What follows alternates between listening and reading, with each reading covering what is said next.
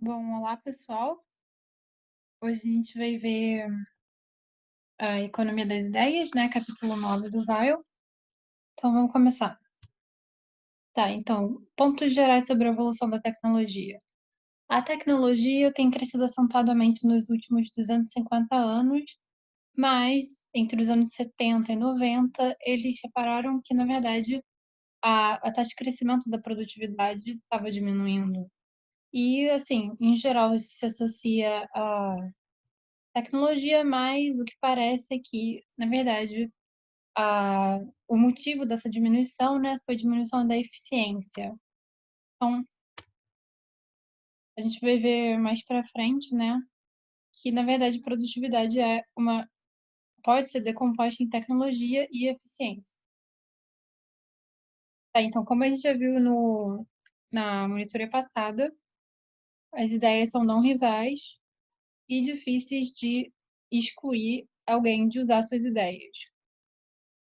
E o que a gente vai ver aqui é que tem retornos crescentes de escala. Então, por quê? Porque simplesmente tem um custo fixo inicial de você fazer a pesquisa muito alto, ou seja, para você produzir a primeira unidade, sei lá, de um remédio, você tem muita pesquisa, muitos custos, e depois para as próximas unidades você tem um custo marginal bem baixo. Então, assim, se você tiver um custo F inicial e você dobrar, né, o custo F, ou seja, você produzir mais aquilo que dá para fazer com F, você vai ter na primeira unidade de F, só uma unidade de remédio, né? E se você gastar mais F, ou seja, você dobrar seus insumos, você vai ter muito mais que só um remédio, né? Porque o custo marginal é bem pequeno. Então, se a gente dobra nossos insumos e a produção mais do que dobra, a gente tem retornos crescentes de escala. Então, a gente vê aqui que o custo médio é decrescente, o custo marginal é constante e muito baixo. E o que acontece? Se a gente cobrar o custo médio no preço, a gente nunca vai recuperar nosso dinheiro investido. Por isso tem ineficiência, a tendência das pessoas a cobrarem um preço maior do que o custo marginal. E também tem tendência ao monopólio, por quê? Porque os custos de entrada são muito altos. Então, o tamanho do mercado. Quanto maior o número de pessoas, é melhor para a criação de novas tecnologias. Por quê? Porque tem mais pesquisadores disponíveis, né? Ou seja, a oferta é maior.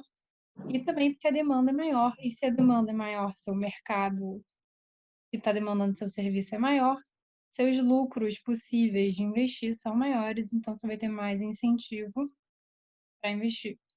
Então, maiores lucros quando a demanda é maior e maior quantidade de cientistas quando o mercado é maior também, porque tem mais gente, vai ter mais gente querendo ser cientista. E também tem um adendo aí que pode ter o efeito pisar nos pés. Porque muitas vezes acontece que pesquisadores estão pesquisando a mesma coisa, então os esforços deles estão se sobrepondo, então eles não vão, quer dizer, para uma mesma quantidade de pesquisadores, se não tivesse efeito, eles produzem tanto, se tivesse efeito que eles estão todos pesquisando a mesma coisa, eles produzem menos. Então esse é o efeito pisar nos pés. E aí a gente quer saber, o estoque de ideias já existente influencia a geração de novas ideias? Então, a gente tem duas coisas possíveis. Uma é o efeito subir nos ombros, em que o fato de ter outra pesquisa anterior à sua, já tecnologias conhecidas, nananã, isso vai te facilitar você a pesquisar novas coisas, né? O que o Newton falava que ele só era bom assim porque ele subiu nos ombros de gigantes. Então, o estoque de ideias facilitaria a geração de novas ideias.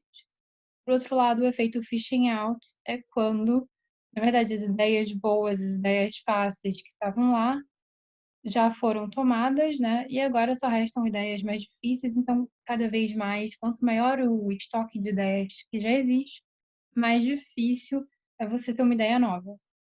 Então, a gente vai modelar isso e mais tarde a gente vai inserir esses efeitos. Então, vamos modelar. Esse aqui seria o delta estoque de tecnologia, né? Ou seja, o que mudou nesse seu período de tecnologia, quanto você adicionou de tecnologia nova em um período, que é a notação bola, né? Isso é o usual. Aí aqui a gente tem θ, que vai ser quanto cada pesquisador consegue contribuir de novas ideias. Isso aqui é a quantidade de pesquisadores num determinado mercado. Essa é a variação do estoque de ideias, número de ideias novas por pesquisador e número de pesquisadores. Então, obviamente, quando a gente multiplica esses dois, a gente tem um número total de novas ideias. Né? O que a gente falou anteriormente é que, na verdade, o número de ideias novas por pesquisador vai depender do número de ideias total, né? Do seu montante de tecnologia da economia. Então, a gente vai querer modelar isso em função de A. Então, a constante e A, e esse φ é o que vai determinar qual a resposta ao estoque de ideias, das ideias novas que um pesquisador pode ter. Então, esse é o efeito que o estoque de ideias tem na geração de novas ideias. Então, vamos ver 3 casos possíveis. Nesse, o φ é menor que zero, ou seja, quanto maior o seu estoque de ideias de tecnologias já existentes, menor vai ser sua criação de ideias novas, que é o eixo vertical, né? Então, aqui a gente vê que é decrescente, porque quanto mais ideias já tem, menos você consegue criar de ideias novas. Essa é a ideia do fishing out do Jones, que é um pessimismo tecnológico, né? Porque quanto mais tecnologia você tem, mais difícil é você criar novas tecnologias. Então, eventualmente, o crescimento gerado pela tecnologia vai acabar. Por outro lado, se φ é maior que zero, a gente tem que, para um maior estoque de ideias, de tecnologias já existentes, vai ser mais fácil você criar ideias novas. É o otimismo tecnológico, é o efeito subir nos ombros, né? E tem a terceira opção também, que é os dois se igualarem, ou seja, o fishing out e o subir nos ombros se cancelam, e a gente tem que, na verdade, as novas ideias não dependem do seu estoque total de ideias da economia, né? Então não vai fazer diferença para o que você consegue criar nesse período, aquilo que já existe, né? Mas agora a gente tem essa modelagem, só que a gente já tinha discutido que talvez o efeito dos pesquisadores não seja de um para um, né? Talvez os pesquisadores estejam pesquisando as mesmas coisas e por isso um pouco perdendo tempo, né? Eles não estão. Cada um não vai gerar uma ideia original, né? Vão ter ideias repetidas, então não é de um para um esse efeito. Então a gente vai querer modelar isso também, vamos adicionar uma constante. O que acontece? Quando essa constante é igual a 1, cada pesquisador fornece uma ideia inédita, né? Quando essa constante é menor que 1, cada pesquisador fornece um pouco menos de uma ideia inédita. Então, não é o número de pesquisadores não vai aumentar o número de ideias novas de 1 para 1. Logicamente, nunca vai poder um pesquisador diminuir o número de ideias novas, né? Então, nunca vai ser negativo. Mas essa é a ideia de pisar nos pés, né? Então, aqui a gente tem o efeito fishing out do Jones e o efeito subir nos ombros. E aqui a gente tem o efeito pisar nos pés. Então, vamos ver casos particulares. A gente tem o caso do Homer, em que esses dois são 1. Então, a gente tem um efeito subir nos ombros total, e não temos efeito pisar nos pés. Então, cada pesquisador está criando uma ideia nova. O que a gente vai ter aqui é que, como a gente viu antes, né? Eu não sei se eu vou achar de novo esse slide, mas que está aumentando, né, esse era o efeito, o otimismo, o subir nos ombros, só que a gente tem um subir nos ombros de 1 para 1, né, quando φ é igual a 1. E essa é a modelagem que a gente tem no Homer, aqui subir nos ombros integral. E agora vamos ver como é que fica a taxa de crescimento. Aqui, para fazer a taxa de crescimento, a gente só divide o o delta A pelo A, né, e aqui a gente tem que vai ser, se tudo for 1, né, vai ser só θ LA. Então, à medida que o tempo passa, né, a taxa de crescimento da tecnologia vai aumentar necessariamente. Isso por quê? Porque tem o pressuposto de que o LA está aumentando. Isso a gente vai ver que historicamente não é muito verdade, porque nas últimas décadas tem aumentado muito o número de pesquisadores e a gente tem tido um pouco uma estagnação, né, nos anos 70, 90, como eu estava falando antes, da produtividade. Mas a ideia do Homer é que o fato de aumentar seus pesquisadores vai possibilitar um aumento infinito da tecnologia e do crescimento.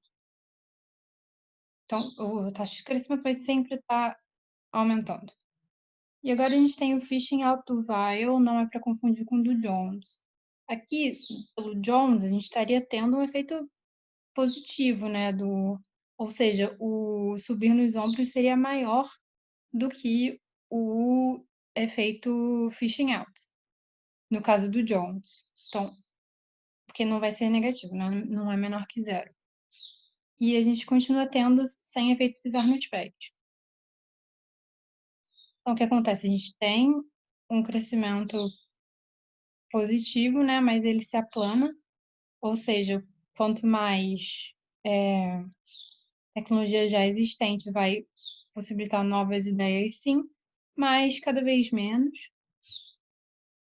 E a taxa de crescimento a gente vai ver que, na verdade, a taxa de crescimento diminui à medida que você aumenta o seu estoque de ideias já existentes na economia, né? Então, a gente tem esse problema, que parece que a taxa de crescimento vai tender a uma constante, né? Vai sempre diminuir, porque a constante seria zero. Mas o que que a gente pode fazer?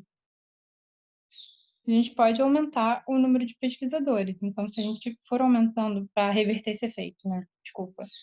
Então, se a gente for aumentando o número de pesquisadores, a gente está deslocando nossa curva para a direita. E mesmo que a gente tenha um acúmulo da tecnologia, né? A gente pode ter que a nossa taxa de crescimento da produtividade vai ficar constante, ou seja, não está diminuindo. Se a gente ficasse na mesma curva, né, a gente aumenta a nossa tecnologia existente, então a nossa taxa de crescimento da tecnologia vai diminuindo no efeito fishing out do viral. Por outro lado, se a gente for aumentando nossos pesquisadores, a gente pode também ter um aumento da tecnologia, do estoque total da tecnologia na economia, mas a gente vai continuar com uma taxa de crescimento da produtividade constante. Então, você pode reverter o efeito Fishing Auto-Viral aumentando o seu número de pesquisadores. E como é que você aumenta o seu número de pesquisadores? Então, isso é simples, né? Ou tem crescimento populacional, então, para uma mesma proporção de pesquisadores, vai aumentar também o número de pesquisadores, ou você aumenta a proporção de pesquisadores, né? Mais pessoas vão querer ser pesquisadores, ou então vai ter novos países fazendo pesquisa, né? Países que antes não estavam pesquisando estão começando a investir na criação de novas tecnologias, então tem mais pesquisadores de forma agregada, né? Vindo de lá.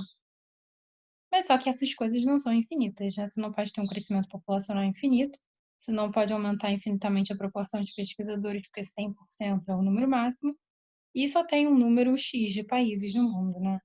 Não vai sair criando novos.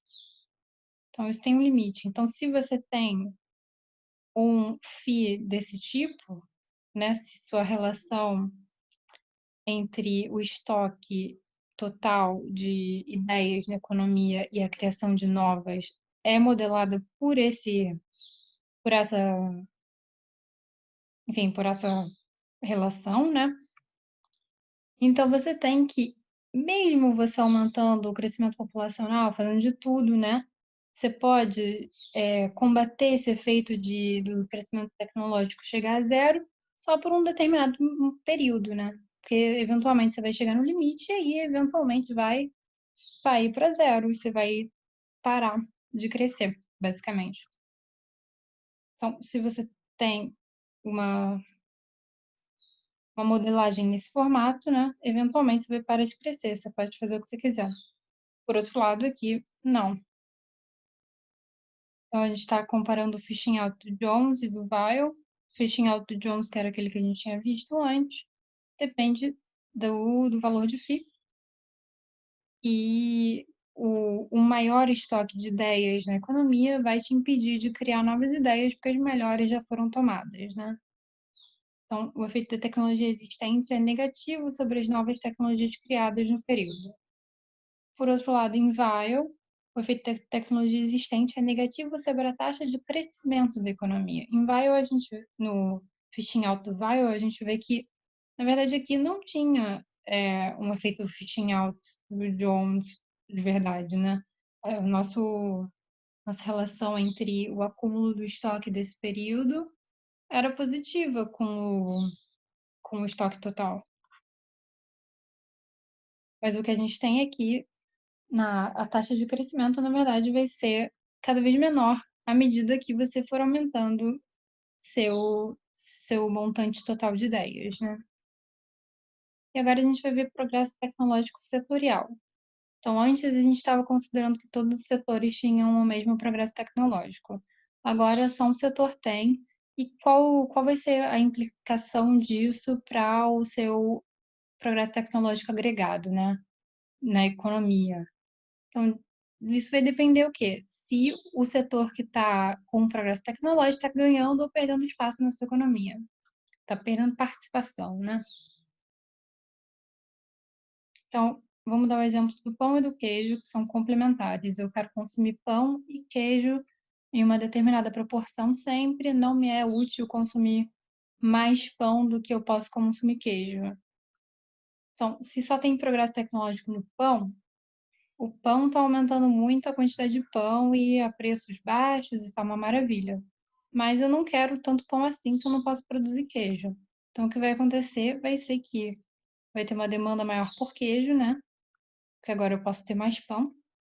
E se tem uma demanda maior por queijo, as pessoas vão migrar do pão para o queijo, porque o preço do queijo vai aumentar, os salários no queijo vão aumentar, e vão migrar os trabalhadores do pão para o queijo. Então, no curto prazo, eu vou ter tanto um aumento da produtividade no pão, da produção, né, no pão, quanto um aumento da produção no queijo. Então, no curto prazo, o progresso tecnológico da economia agregado, né, vai ser positivo, mesmo só tendo progresso tecnológico no pão. Mas vamos supor que o pão continue tendo progresso tecnológico, né? Sendo que muita gente já migrou do pão para o queijo em todos esses anos e não tem mais muita gente trabalhando no pão. O que acontece? Continua tendo progresso tecnológico, você pode produzir muito mais pão, mas o seu queijo continua estagnado naquilo, né? E como não tem mais muita gente trabalhando no pão, pouquíssimas pessoas vão poder migrar do pão para o queijo. Então, basicamente, você não vai conseguir aumentar a sua produção de queijo. E como eu quero consumir eles dois juntos, não vai me servir de nada ter progresso tecnológico no pão. Vai para o lixo esse pão, né? Então, o que vai acontecer é que o progresso tecnológico tem efeito zero na economia, né? Não vai ter um progresso tecnológico agregado no longo prazo, porque no curto prazo teve. E vamos pensar na margarina e na manteiga. No caso inicial, a gente pensa que a margarina tem progresso tecnológico e a manteiga é mais barata. Então, as pessoas estão consumindo manteiga, né? Pode estar tendo progresso tecnológico na margarina, mas isso não afeta em nada a economia, né? O progresso tecnológico agregado, e ninguém está consumindo margarina. Então, no primeiro momento, o progresso tecnológico agregado é zero. Mas o que acontece? Continua tendo progresso tecnológico na margarina e o preço da margarina vai cair abaixo do preço da manteiga. Como a gente imagina que eles sejam substitutos, né? As pessoas agora vão querer consumir só margarina, porque o preço é melhor, né? Se agora as pessoas consomem só margarina e não consomem mais manteiga, então o progresso tecnológico da economia agregado vai ser o progresso tecnológico da margarina. E é isso.